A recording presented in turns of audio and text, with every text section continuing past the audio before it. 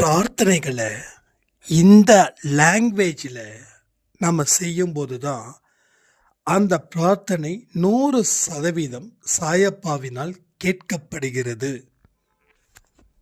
நீங்களே யோசிச்சு பாருங்களேன், எவ்வளவு பிரார்த்தனை செஞ்சுருப்பீங்க, எத்தனை வழிபாட்டு முறைகளை செஞ்சுருப்பீங்க, எத்தனை கோயில் குளத்துக்கு போயிருப்பீங்க.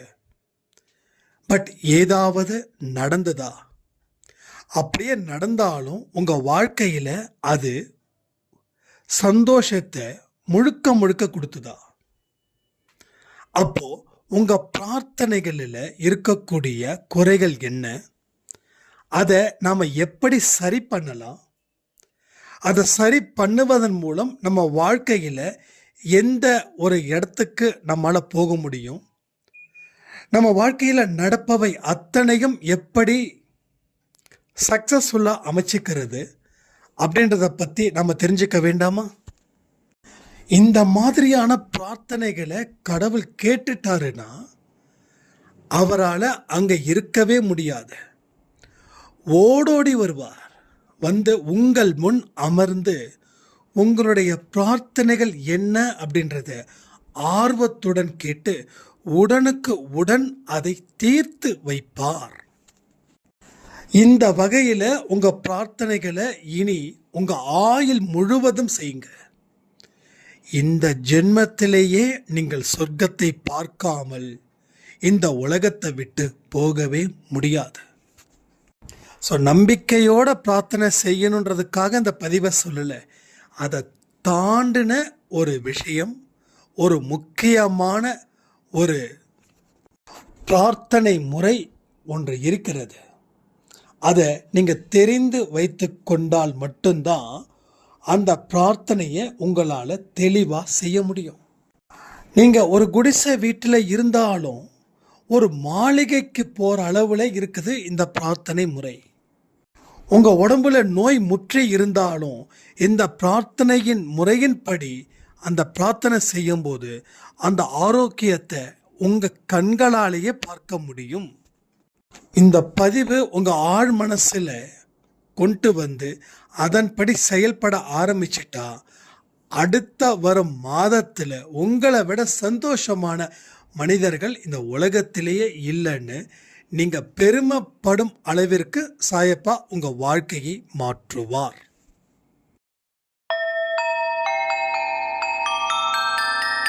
ஓம் சாயிரா சாயிரா, ஓம் சாயிரா சாயிரா, ஓம் சாயிரா சாயிரா, அன்பே சாயிரா, பேரன்பே சாயிரா, அகிலம் தளிக்க ஆத்மா விழிக்க அனுதினம் சாயிரா, எங்கள் அன்பே சாயிரா. ஒன்றே இறைவன், ஒன்றே பூமிக்கென்றும் சாயிரா, சரணம் சாயிரா, நன்றே செய்து வாழ்வோம், நாம் ஒன்றே செய்து வாழ்வோம், அன்பே சாயிரா.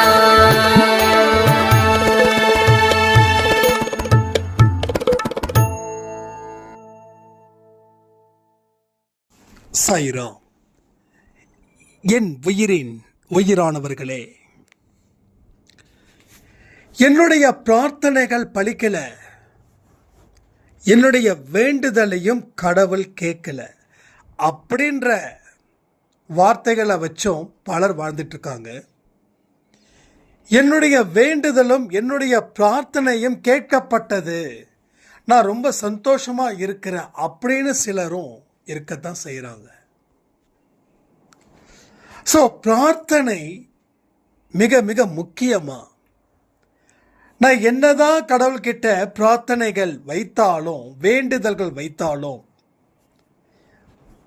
விரதம் இருந்து வழிபாடு செய்தாலும் ஆனால் எனக்கு என்னவோ என்னுடைய ஒரு முயற்சியும் வெற்றி பெற முடியல.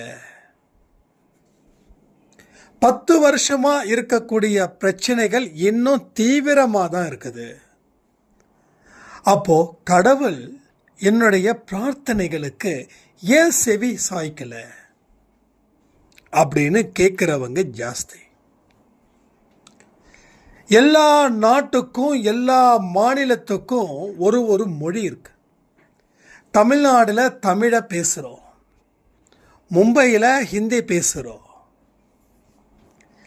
பொருள் ஒன்று தான், அது அழைக்கப்படும் வார்த்தைகள் தான் வேற. ரைட்? தண்ணி அப்படின்னா அங்கே ஹிந்தியில் பானி சொல்லுவாங்க, அது போல. ரைட்டா? அப்போ கடவுளுக்கும் ஒரு மொழி இருக்குது. அந்த மொழியில நாம பிரார்த்தனை செஞ்சிருக்கோமா?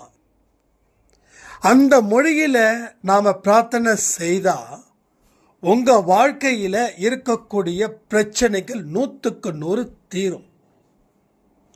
ஒரு பிரச்சனைகளையும் கடவுள் உங்களுக்கு தீர்த்து மட்டும் வைக்கல, அந்த பிரச்சனைகளில் இருந்து ஒரு நல்ல வாழ்க்கையையும் அவர் தருவார்.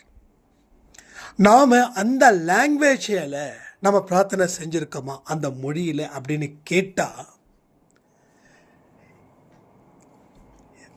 எங்க லட்சத்தில் 1000 பேர் தான் அந்த மாதிரியான பிரார்த்தனை செஞ்சுருக்காங்க. ஸோ மீதி இருக்கக்கூடியவங்க அந்த மாதிரியான பிரார்த்தனைகளை செய்யலை, அந்த மொழியில் செய்யலை. இப்போ அன்பே சாயில இந்த பதிவை பார்க்குறவங்க அத்தனை பேரும் எப்படி பிரார்த்தனை செய்யணும் அப்படின்ற ஒரு விஷயத்துக்காக தான் நீங்கள் கேட்குறீங்க, பார்க்குறீங்க. இனி இதன்படி தான் உங்கள் பிரார்த்தனைகளையும் நீங்கள் ஏறெடுக்க போகிறீங்க. நான் இந்த நம்பிக்கை அது இது எல்லாம் பேசியாச்சு, ஏற்கனவே நிறைய பேசியாச்சு. திருப்ப அது பேசுறதால உங்களுக்கு பயன் இல்லை. ஆனாலும் எல்லாத்துக்கும் அடிப்படையாக அமைகிறது ஒன்றே ஒன்று, நம்பிக்கை. ஸோ நம்பிக்கை தான் அந்த லாங்குவேஜா? இல்லை, அது எல்லாத்துக்கும் தேவைப்படக்கூடிய விஷயம் நம்பிக்கை. நீங்கள் கடவுளே இல்லைன்னு சொன்னால் கூட உங்கள் மேலே நீங்கள் நம்பிக்கை வச்சா உங்கள் வாழ்க்கை பயங்கரமாக சூடுபிடிக்கும். ஆனால் கடவுள் மீது அளவுக்கு அதிகமாக பக்தியும் அன்பும் இருந்து நம்பிக்கை இல்லைன்னா உங்கள் வாழ்க்கை சூடு பிடிக்காது. அப்போ நம்பிக்கை, கடவுள் இருக்கிறாரோ கடவுள் இல்லையோ, கோயில் இருக்குதோ கோயில் இல்லையோ, நாம் உயிரோடு இருக்கணும் அப்படின்னா நாம் நம்பிக்கை வச்சு தான் வாழணும். ஸோ அதில் எந்த மாற்று கருத்துக்கும் இடம் இல்லை. பட் இந்த language it's very very very important. So இதன்படி தான் நம்மளுடைய பிரார்த்தனைகளை வடிவமைக்க போகிறோம். இதற்கு நீங்கள் ₹1,00,000 செலவு பண்ண வேண்டாம். ஏன், ஒரு 10 பைசா கூட செலவு பண்ண வேண்டாம். நான் சொல்லக்கூடிய வார்த்தைகளை அடி மனசில், உங்கள் ஆழ் மனசில் நீங்கள் வைக்கணும். உங்கள் பிரார்த்தனைகள் கடவுள் விருப்பத்துடன் கேட்கக்கூடியது போல உங்கள் பிரார்த்தனைகளை மாற்றணும். அவர் விருப்பத்தோடு கேட்கணும். உனக்கு என்ன பிரச்சனை இருக்குது, இப்போ உன்னோட பிரச்சனையை சொல்ல போறியா, சரிவா அதை ஒரு கை பார்க்கலாம். அதுபோல் உங்களுக்கு ஒரு உதவி தேவைப்படுதுன்னு வச்சுக்கோங்களேன், நீங்கள் என்ன செய்வீங்க? அப்போது சம்மந்தப்பட்டவங்க கிட்ட கேட்பீங்க.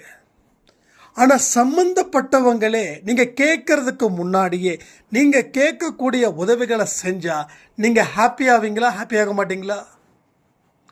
உங்களுக்கு சந்தோஷம் பூத்து குலுங்கும் தானே? ஸோ அப்படி தான் இங்கே நடக்க போகுது. இனி இந்த வழியில் நீங்கள் பிரார்த்தனை செய்யும்போது கடவுள் விருப்பத்துடன் உங்கள் முன் வந்து அமருவார். விருப்பத்துடன் உங்கள் முன் வந்து அமருவார். உங்களை படைச்ச கடவுளுக்கு உங்களுடைய ஒட்டுமொத்த பிரச்சனைகளும் தெரியும். அப்ப ஏன் பிரார்த்தனை செய்யணும்னு கேட்குறீங்களா? பெத்த குழந்தை கூட பசிச்சதுன்னா அழுதாதான் அம்மா வந்து பால் ஊட்டுவாங்கன்னு கேள்விப்பட்டிருக்கோமா இல்லையா? அப்போ கடவுள் என்ன நினைக்கிறாருன்னா, என்ன தேவை இருக்குதோ அதை கேட்கணும் அப்படின்னு நினைக்கிறார். ஸோ நானும் விஷ்ணு சாய்ராமும் அண்ட் அம்மா அப்பா ஒரு 10 வருஷத்துக்கு முன்னாடி நிறைய விஷயங்கள், அப்பாவை விட்டுருங்க, அம்மா நான் விச்சு 3 பேரும் நிறைய விஷயங்களை இப்படி இருந்தால் நல்லாயிருக்கும், அப்படி இருந்தால் நல்லாயிருக்கும், அப்படி இப்படின்னு நிறைய பேசுவோம். ஆனால் எப்படிலாம் இருந்தால் நல்லா இருக்கணும்னு நினைச்சோமோ அப்படி இன்னைக்கு கடவுள் வாழ வச்சிருக்கிறாரு.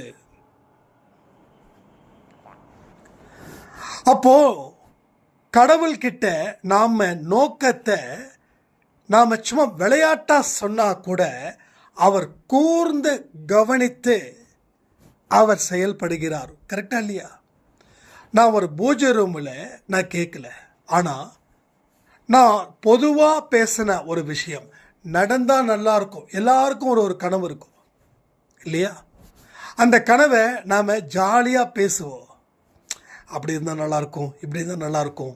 ஸோ எப்படி எப்படி எப்படி எப்படி எப்படி இருக்கணுமோ, நல்லா இருக்குன்னு சந்தோஷப்பட்டமோ அந்த 10 வருஷம் டைமில் இன்னைக்கு அப்படிப்பட்ட ஒரு வாழ்க்கையை கண் முன் கொடுத்திருக்கிறார். நீங்கள் சொன்ன நம்ப மாட்டீங்க. நிறைய பேர் சொன்னது என்னுடைய ஜாதகத்தை பார்த்து, ஏன்னா பையன் கொஞ்சம் பிரச்சனைகளுக்கு அடிப்படையில் சிக்கும்போது பெற்றோர்கள் சும்மா இருப்பாங்களா என்ன? நோட்டை தூக்கிட்டு போயிட மாட்டாங்க. எந்தெந்த ஊரில் யாரெல்லாம் மிகப்பெரிய ஜோதிடராக இருப்பாங்களோ அத்தனை பேர்கிட்டையும் போய் கேட்க மாட்டாங்க. அது மாதிரி போய் கேட்டாங்க. அதில் 10 பேர்கிட்ட கேட்டிருப்பாங்கன்னா அந்த 10 பேரும் சொன்னது என்ன தெரியுமா? பையனுக்கு ரொம்ப நிலைமை மோசமாக இருக்கு, அவனுக்கு சாதகமாக எந்த கிரகமும் வரலை, அவன் உங்கள் கூடவே இருக்க மாட்டான், அவன் காணாமல் போயிடுவான், அவனுக்கு அடுத்தடுத்து இருக்கக்கூடிய பிரச்சனைகள் சொல்ல முடியாத அளவில் அவனோட ஜாதகத்தோட அமைப்பு அப்படி இருக்குது அப்படின்னு. ஸோ அதன்படி பல விஷயங்கள் நடந்தது. அதை நான் நிறைய சொல்லியிருக்கேன் அன்பை சாய் குடும்பத்தில். அப்போ ஜாதகத்தை தாண்டி ஒரு மாற்றி எழுதின சக்தி எங்கே இருக்கு? கடவுள்கிட்ட. நான் அன்னைக்கு அதை நம்பினேன், ஆனால் முழுசாக நம்பல. ஏன் தெரியுமா? வாழக்கூடிய வாழ்க்கை எத்தனை நாளோ அத்தனை நாள் நம்மள எந்த அளவுக்கு நம்ம சரி பண்ணி வாழ முடியுமோ வாழணுன்ற வேகம் வரும்போது சாயப்பாவுடைய வருகை என் மனசுக்குள்ள ஆழமாக ஏற்பட்டுச்சு. ஜாதகம் இப்படி ஆயிடுச்சு, முடிஞ்சிடுச்சு அப்படின்னு சொல்லியிருந்தா டெஃபினெட்லி அவர் வந்திருக்க மாட்டார். பட் அவர் வந்தார். ஏன்னா 10 பேரும் இப்படித்தான் சொல்லிட்டாங்கன்னும் போது, ஸோ நம்மளுடைய முயற்சிகள், உழைப்புகள், நம்ம திறமைகள் எல்லாத்தையும் பயன்படுத்தி பார்ப்போம். வாழ்க்கையில் வாழணும்னு இல்லை, வாழக்கூடிய நாட்களில் அட்லீஸ்ட் மினிமம் அளவுலையாவது ஒரு முயற்சி செய்வோன்னு அந்த மினிமல் லெவலில் முயற்சி செய்து அது மீடியமாக வந்து அது மேக்சிமமாக வந்தது. அப்போ கடவுள் தன்னுடைய குழந்தைகளை எப்படி பாதுகாக்கிறார்ன்றதை தாண்டி எவ்வளவு கவனத்துடன் எவ்வளவு நேர்த்தியாக அவர் செயல்படுகிறார் என்ற ஒரு புரிதல் உங்களுக்குள்ள வந்திருந்துச்சுன்னா நான் ரொம்ப சந்தோஷப்படுவேன். ஏன் தெரியுமா? இந்த புரிதலை ஏற்படுத்ததா பல பேருடைய அனுபவத்தை நம்ம குடும்பத்துக்கு முன்னாடி நான் வைக்கிறேன். ஸோ இன்னைக்கு நல்லா நோட் பண்ணிக்கோங்க. ஜாதகம் 4 நட்சத்திரம் சரியில்லைன்னா ஒன்றே ஒன்று பண்ணுங்க, சரி செய்வார்னு நம்புங்க. உங்களுடைய முயற்சிகளை மட்டும் தயவு செய்து கை விட்டுடாதீங்க. முயற்சிகளை கை விட்டுட்டீங்கன்னா டெஃபினட்டாக சொல்கிறேன், அவரே வந்து முன்னாடி வந்து நின்று தலை மேலே கையை வச்சு ஆசீர்வாதம் பண்ணால் கூட உங்களால் சிறப்பாக செயல்பட முடியாது. ஏன்னா இங்கே 2 பேருமே இயங்கணும். கடவுள் 2 காலை ஏன் கொடுத்தாரு, 2 கையை ஏன் கொடுத்தாரு, 2 கண்ணை ஏன் கொடுத்தாரு, ஒரு மூக்கு தான் ஆனால் 2 ஓட்டை ஏன் கொடுத்தாரு? ஸோ எல்லாத்துக்கும் ஒரு காரணம் இருக்குது. அதே போல தான் ஒன்று இயங்குனா ஒன்று இயங்கும். லெஃப்ட் ஹேண்டில் காலை வச்சிங்கன்னா ரைட் ஹேண்டில் ஒரு கால் வரும். ஒரு வேலை பார்க்கும்போது ஒரு கை வேலை பார்த்துச்சுன்னா இன்னொரு கை வேலை பார்க்கும். அதே போல இங்கே கடவுளும் மனுஷனும் இணைந்தால் மட்டுமே நகர்வு நமக்குள்ள இருக்கும். அப்போ உங்களை நோக்கி வரக்கூடிய கெட்ட சகுனத்தை ஏற்படுத்தும் நட்சத்திரங்களோ கிரகணங்களோ நீங்களும் சாயப்பாவும் இணைந்து செயல்பட ஆரம்பித்தா அதுங்க உங்களுக்கு உண்டான வழியை விட்டுட்டு விலகி செல்லும். அப்படிதான் எனக்கு விலகி செல்லுச்சு. ஸோ இதெல்லாம் நம்பிக்கைக்குரியவைகள், நடந்தவைகளை சொல்கிறேன், கற்பனையில் சொல்லலை. எங்கேயோ படித்து சொல்லக்கூடியது நமக்கு இல்லை. ஏன்னா நம்ம வாழ்க்கையில் இருக்கக்கூடிய படிப்பை சொல்கிறதுக்கே ஒரு ஜென்மம் பத்தாது போல இருக்குது. அவ்வளவு அனுபவத்தை தினம் தினம் தினம் நொடிக்கு நொடி கடவுள் கொடுத்துக்கிட்டே இருக்கிறார். ஸோ கடவுள்ன்றது கொடுக்குறவர் தான், எடுக்கிறவர் இல்லை. ஆனால் உங்களுக்கு ஏன் கொடுக்கல அப்படின்னா பிரார்த்தனையோட மொழி சரியில்லை, பிரார்த்தனையோட வழி சரியில்லை, வழிபடும் விதம் சரியில்லை, திசை சரியில்லையா? எல்லாமே இந்த பதிவில் நம்ம சொல்ல போகிறோம். அமைதியாக கேளுங்க. வடக்கு திசையா, தெற்கு திசையா, மேற்கு திசையா, கிழக்கு திசையா, எல்லா திசையிலையும் சாயப்பாவை மாற்றி மாற்றி வைக்கிறோம், விநாயகரை மாற்றி மாற்றி வைக்கிறோம். ஆனால் எந்த திசையில் வச்சாலும் குபேர திசை மட்டும் நமக்கு கிடைக்க மாட்டேங்குது. குபேர திசையில் குபேரனே உட்கார வச்சாலும் வீட்டில் 5க்கும் 10க்கும் கஷ்டப்பட வேண்டியது தானே, அப்படி தானே இருக்கு. அப்போ திசைகள் மேலே தப்பா இல்லை, வணங்கும் முறை தப்பா? எல்லா முறையும் வணங்கியாச்சு. காசிக்கு போயாச்சு, ராமேஸ்வரம் போயாச்சு, திருப்பம் தரும் திருப்பதிக்கு போயாச்சு, பிரச்சனையை தீர்க்கும் ஷீரடிக்கு போயாச்சு, வேளாங்கண்ணியில் மொட்டை போட்டாச்சு, நாகூர் அங்கே போய் அல்லாவையும் வணங்கியாச்சு.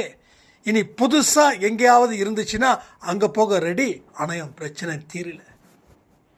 அப்போ பிரச்சனையை தீர்வதற்கு உண்டான தீர்வு அவைகள்னு நீ நினைச்சதால அவங்கள அந்த சாமிகளை குறை சொல்ல முடியாது.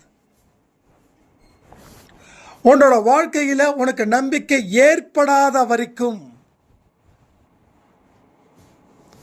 உங்க வாழ்க்கையில் எதுவும் எப்பொழுதும் நடக்காது. அப்போ உன்னோட எதிர்மறை எண்ணங்கள் உன்னை போட்டு பயப்படுத்திக்கிட்டே இருக்கும். யாராவது ஏதாவது ஒரு வார்த்தை சொன்னா கூட, ஏன்பா நல்ல வார்த்தை பேசுப்பா, நல்ல வார்த்தை பேசுறது நல்லது தான்.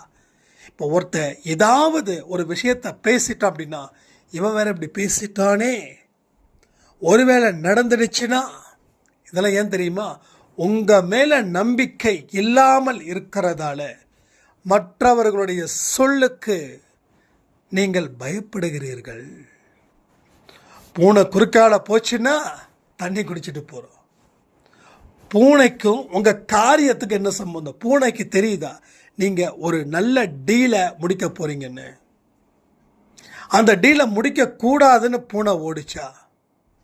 பூனை திருப்பி நினச்சா நம்ம எங்கே மூஞ்சி தூக்கி வச்சுக்க முடியும்? போய் இவனை போய் நம்ம பார்த்துட்டோமே அப்படின்னு. ஸோ அது உண்மையா? இல்லை. கல்யாணம் ஆகி விதைவையானவங்களை பார்த்தா இதெல்லாம் எவ்வளவு பெரிய ஒரு முட்டாள்தனமான ஒரு கீழ்த்தரமான மூட நம்பிக்கை தெரியுமா? அப்ப இதுல நீங்க ஏன் நம்புறீங்கன்னா ஒரே ஒரு விஷயம், உங்க மேல உங்களுக்கு நம்பிக்கை சத்தியமா கிடையாது. அப்போ உங்க மேல நம்பிக்கை இருந்துச்சுன்னா நீங்க எதையுமே பொருட்படுத்த மாட்டீங்க. உங்க மேல நம்பிக்கை இல்லை, அதனாலதான் சின்ன வெடி சத்தம் கேட்டா கூட ஒரு பெரிய எரிமலை வெடிச்சது போல நம்ம பயப்படுறோம். நான் பயந்துட்டேன்.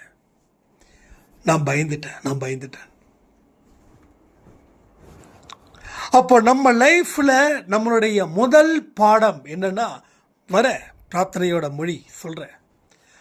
முதல் பாடம் என்னன்னா, உன்னுடைய நம்பிக்கையோட அளவை நீ உயர்த்தாம உன்னுடைய வாழ்க்கை தரத்தை நீ உயர்த்தவே முடியாது.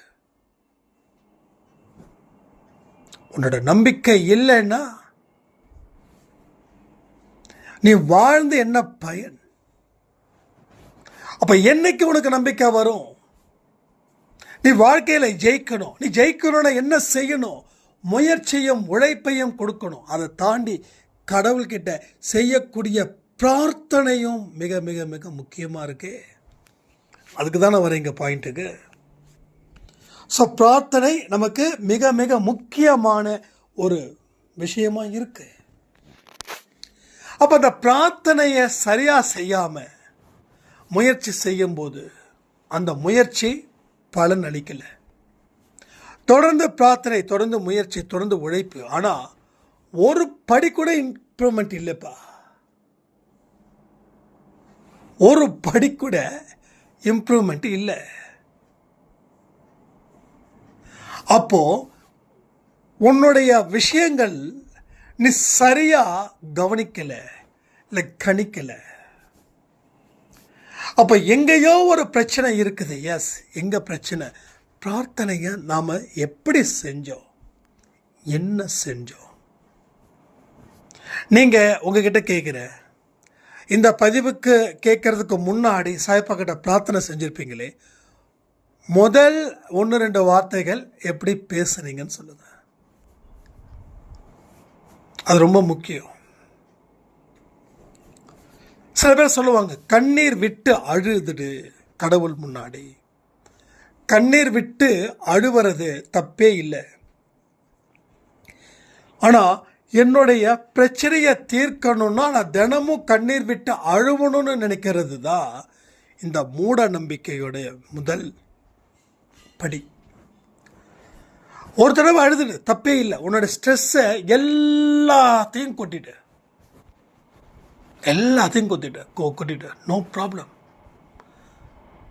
ஆனால் அடுத்தது உன்னோட கண்களில் இருந்து கண்ணீர் என்ற ஒரு விஷயம் எட்டி பார்க்கவே கூடாது.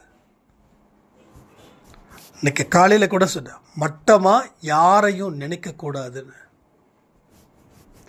நாம் நினைக்கிறதால நாம் மட்டமானவர்களாக மாறுறோம். கடவுளுக்கு முன்னாடி ஒரு சுத்தமான மனுஷனாக நாம் இருக்கணும். உடம்புல அழுக்கு வந்துடுச்சுன்னா குளிக்கிறோம், அழுக்கோட இருக்கிறது இல்லை. ஆனால் மனசில் இருக்கக்கூடிய அழுக்கை எப்படி தேய்க்கிறது, எப்படி வெளியேற்றுறதுன்னு என்னைக்காவது நம்ம தெரிஞ்சு வச்சுருக்கோமா? அப்போது மனசில் ஏகப்பட்ட அழுக்குகளை வச்சு தெய்வத்துக்கிட்ட பிரார்த்தனை செய்கிறதால என்ன நடக்க போகுது? இவ்வளவு மூட நம்பிக்கை போன குறுக்கால போகுது. கணவனை இழந்தவர்கள் வெளியே வரும்போது இந்த அம்மா வந்துருச்சு, இந்த பொண்ணு வந்துருச்சு, இப்படி அடுத்தவர்களை கேவலமாக பார்க்கறது. இதையெல்லாம் கடவுள் விரும்புகிறாரா? சத்தியமா இல்லை, கடவுள் விரும்பல. நீ யாரை அபசகுணன்னு சொல்றியோ உன்னையே அவர் அபசகுணமா சொல்வதற்கு இன்னும் 10 பேரை இறக்குவார். புரிஞ்சுக்கோங்க. யாரும் எந்த இடத்துல எந்த அபசகுணமும் இல்லை, நாம தான் அபசகுணம், மற்றவர்கள் இல்லைன்னு அந்த நினைப்பு வச்சுக்கோங்க. அப்பதான் நீங்க மற்றவர்களை மதிப்பீர்கள்.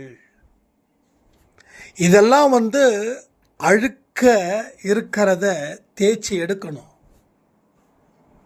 ஒரு புதுசாக ஒரு வீடு வாங்கியிருக்கீங்க, புது வீடு கூட இல்லைங்க, 10 வருஷம் கழிச்சு வீட்டுக்கு பெயிண்ட் அடிக்கிறீங்க. இப்போது அந்த வீட்டில் 10 வருஷமாக பெயிண்ட் அடிக்கலை, இப்போ எல்லாம் ஒரு 10,000 20 செலவு பண்ணி பெயிண்ட் அடிக்கிறீங்க. இப்போ உங்கள் வீட்டில் இருக்கக்கூடிய கட்டில் எங்கே தெரியுமா இருக்கும்? செவுத்துக்கும் கட்டிலுக்கும் கேப்பில் இருக்கும். ஏன் தெரியுமா? அழுக்காயிடக்கூடாது, இப்போ தான் சுத்தமாக பெயிண்ட் அடிச்சிருக்கோம் அப்படின்னு. எங்கேயாவது ஒரு சின்ன கரை வந்தால் கூட ஐயோ இங்கே கரை வந்துருச்சுன்னு சொல்லி நம்ம என்ன பண்ணுவோம்? ஈர துணியை போட்டு ஏதாவது சோப்பு தூளை போட்டு அதை தேய்ச்சி அப்பாடான்னு. அப்போ செவுத்துல அழுக்கு வந்துருச்சுன்னா அது உங்களுக்கு பிடிக்கல.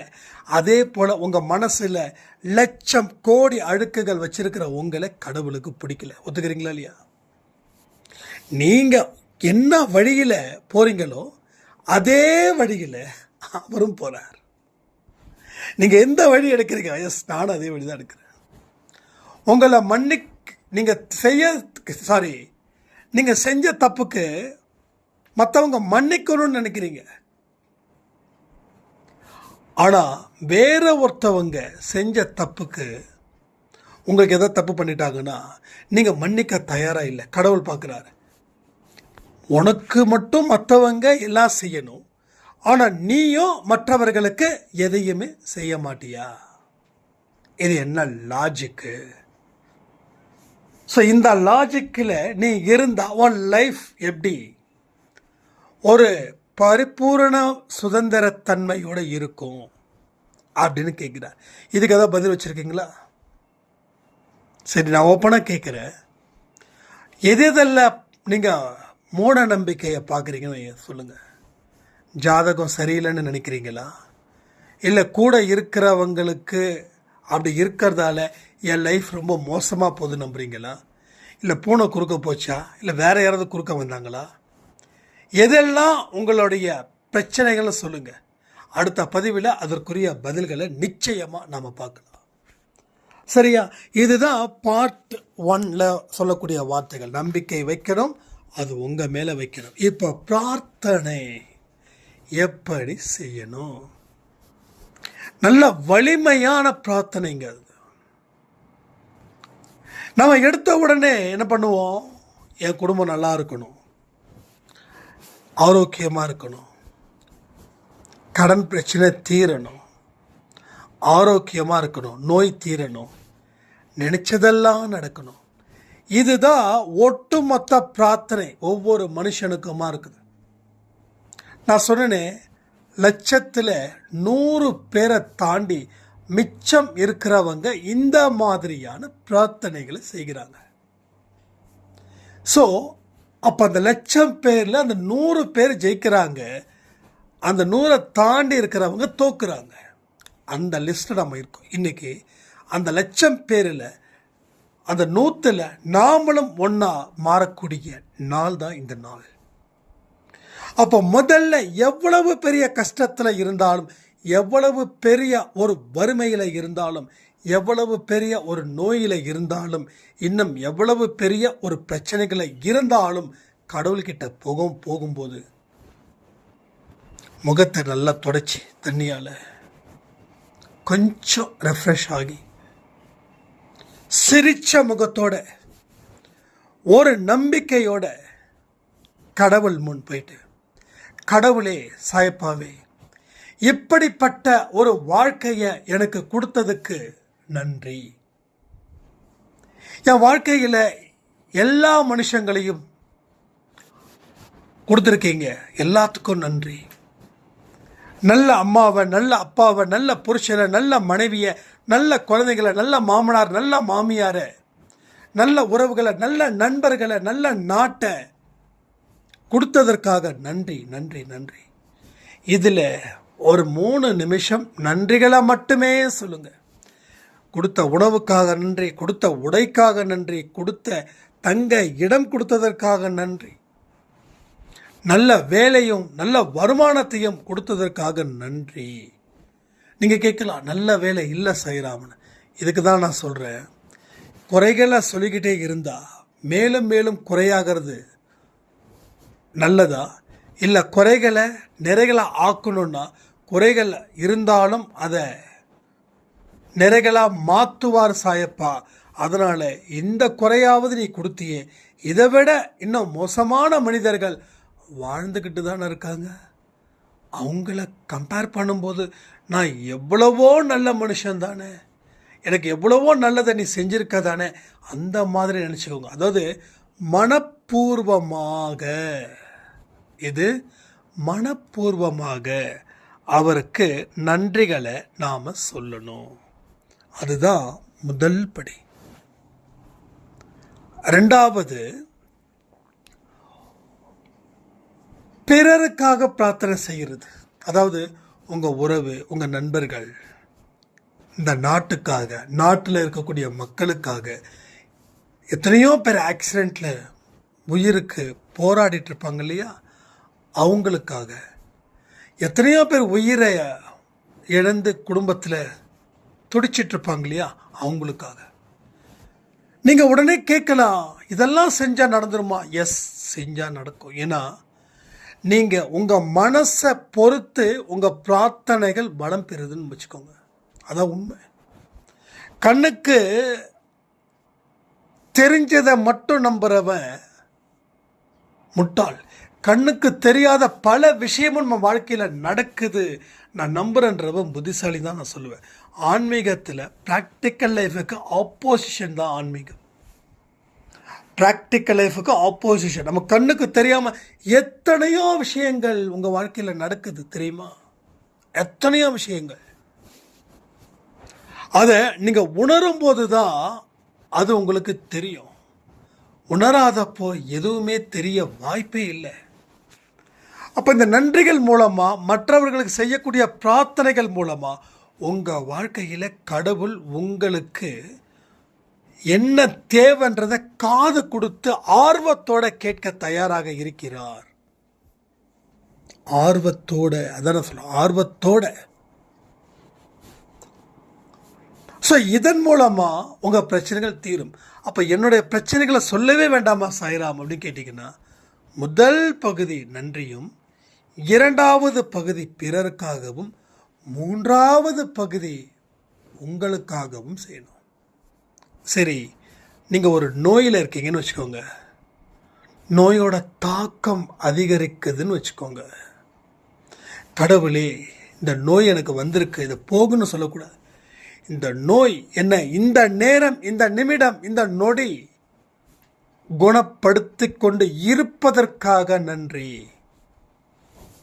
இன்னும் சில மணி நேரத்தில் நான் இந்த நோயில இருந்து சிறிது சிறிதாக மீள போவதற்காக நன்றி.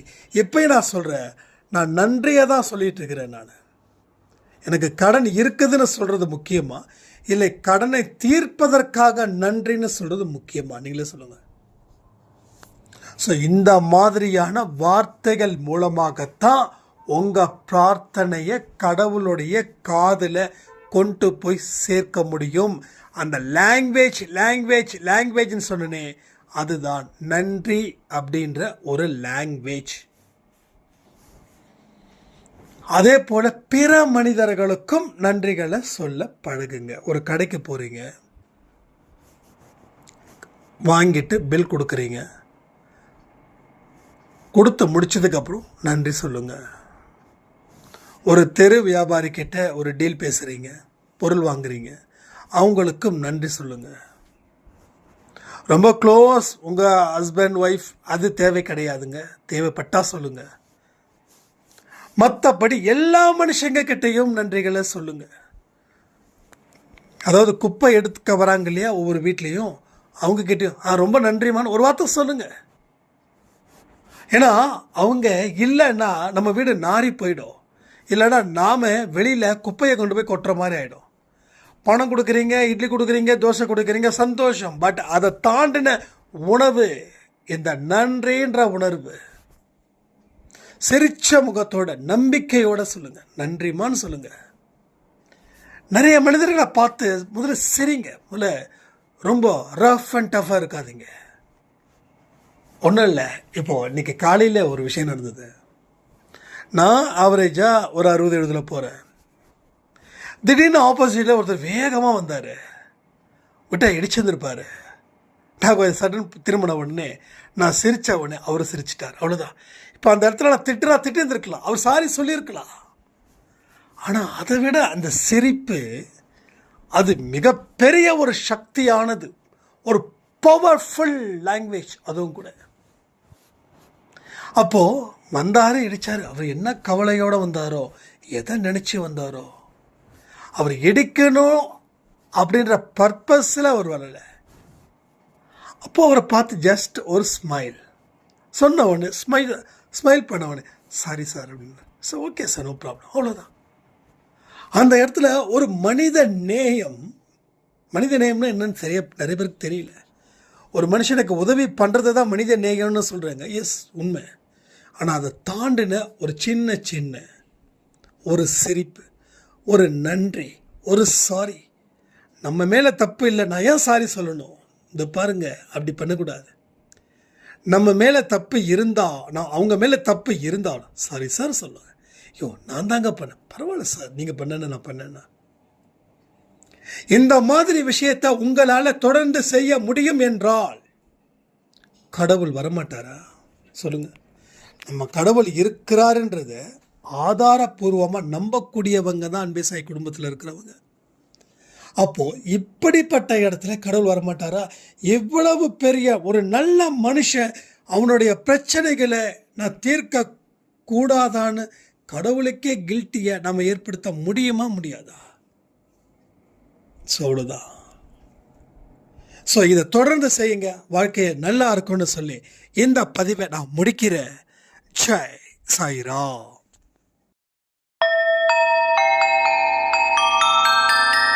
ஓம் சாயிரா. சாயிரா. ஓம் சாயிரா.